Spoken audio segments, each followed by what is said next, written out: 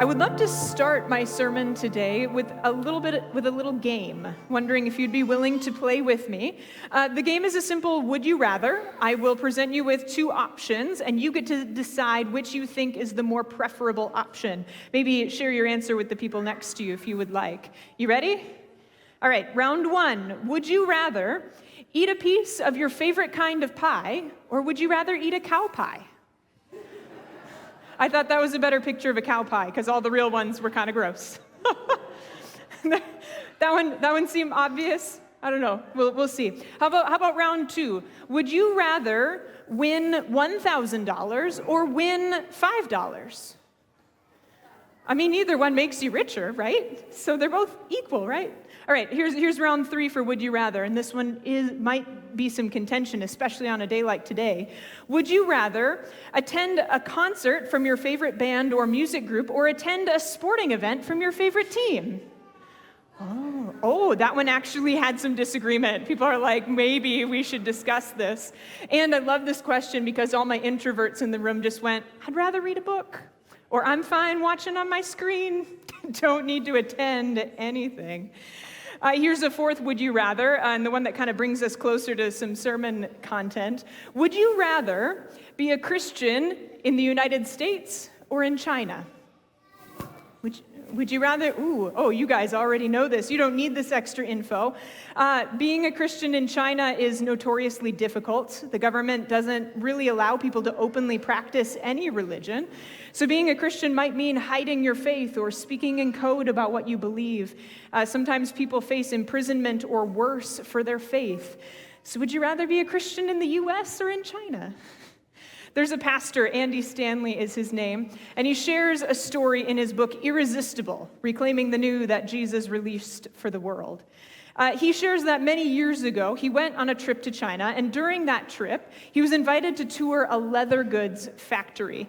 The owner was a friend of a friend who led the tour through the building, and when the tour began, he was introduced to a Chinese girl in her 20s who worked at this factory, but who would also be joining them for the tour.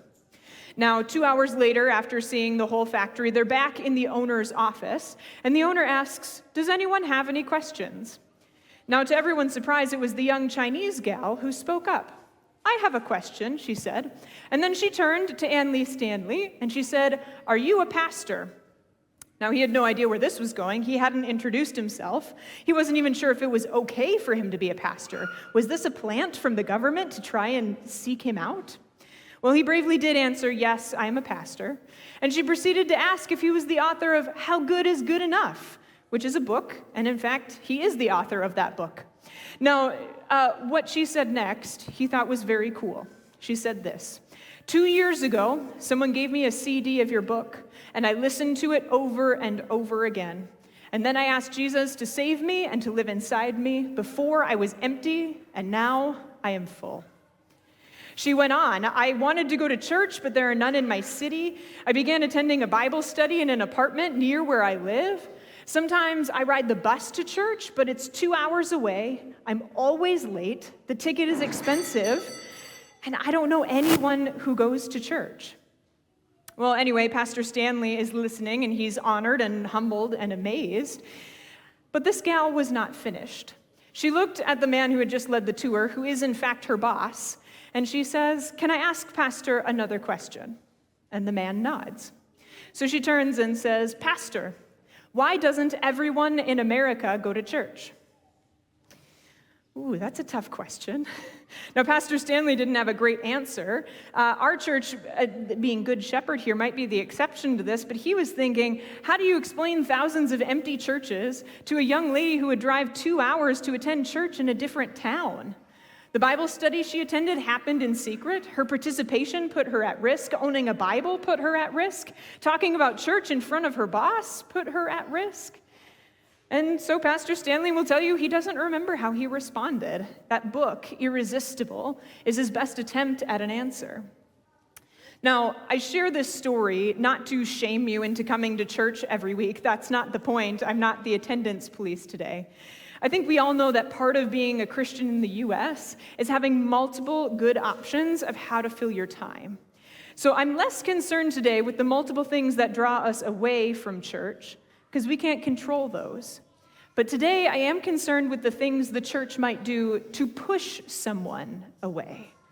So that brings me to the last would you rather question. Would you rather be part of a church that pushes people away or one that draws people in? Which kind of church do you think is Good Shepherd? And which do you think is the average church in America? As much as we would like it, not every church feels welcoming, and so that's what we want to explore in our sermon series. It feels like when first century Christians shared their faith, they had a message that was irresistible. And it doesn't always feel like American churches have the same.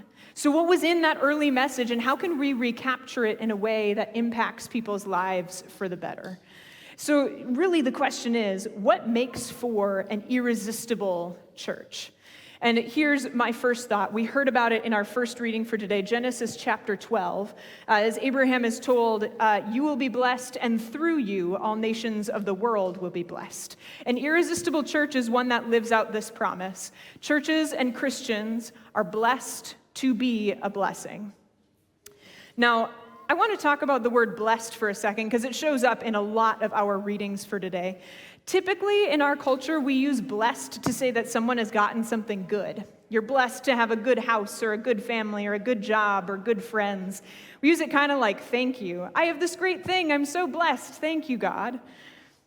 To be honest, I really struggle with that use of the word blessed. Because what if I or someone else doesn't have those things? Does that mean they're not blessed by God? Well, Jesus seems to say no. In the Bible, blessings are more complicated than this. You might have noticed Jesus in Matthew 5 has a very different idea of being blessed. To be blessed is more like you are sad, or you are merciful, you are poor in spirit, you are meek, which is some kind of combination of timid and shy. Now, this should strike us strange because it's so different from how we use the word. And yes, that Greek word for blessed means fortunate or happy. Being blessed describes someone who is lucky because they've received good things from God. Here's how I try to understand blessed as Jesus is using it here. I think of it as God sees you.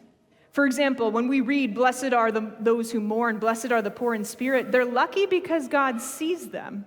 Which is good news for us because when you are poor or sad or hurt or sick, you can be encouraged because God has not forgotten you. God sees you, and God does not intend to leave you where you are. That's what it means to be blessed. Now, Jesus uses this word in another way, too. There are other blessed people in this passage, but they're not hurting or alone.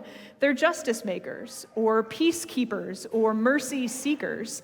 They're not waiting for God to help them. They've already been helped and healed.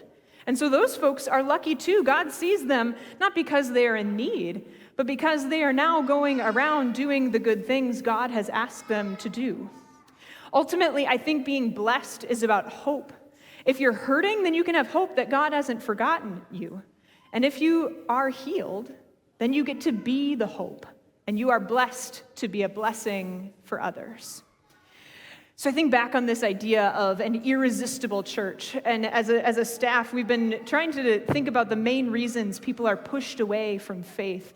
And studies show that far too often, people who have felt pushed away from church see churches as hypocritical or hateful or judgmental. And how the church in America got that reputation is a whole nother sermon, but can we all agree that's not who the church is supposed to be? The church is not supposed to be hateful, it's supposed to be hopeful. And it's not supposed to be hypocritical, it's supposed to be helpful. And it's not supposed to be bigoted, it's meant to be a blessing. Being God's people and being an irresistible church means reminding people in need that God still loves them and that they can still have hope. So what does this look like? What would it look like to be in an irresistible church? Here are some ideas of what I think it could look like. Not that every church would do all of these things or do any of them perfectly, but an irresistible church is one that hears the food pantry is low on donations, and so those who are able immediately go to their cupboards or start a grocery list. An irresistible church is one that hears that kids at school can't afford winter coats, so they go to a thrift store and they buy 20.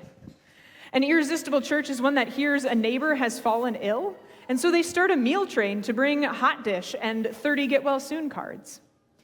An irresistible church is one that hears someone has lost a loved one, and then someone checks in on them every week for the next several months. I think an irresistible church is one where a stranger walks through the door and is greeted by 7 people before they ever have a chance to sit down. I dream of the kind of irresistible church that commits 20% of its annual budget to local community needs. I dream of an irresistible church where everyone invites one new person to church with them every year, and that person comes and has a good experience. I dream of an irresistible church where people can disagree about politics or taxes or an election, but they put aside those differences so they can be united on God's mission. Above all, I think an irresistible church is one that leans into God's invitation to be blessed, to be a blessing. I think back on that encounter Andy Stanley had with this young woman in China, and that question, why doesn't everyone in America go to church? Yes, there are many things that might draw people away. We can't control that. But I think the bigger answer to her question is, all too often, the people who make up a church are driving people away.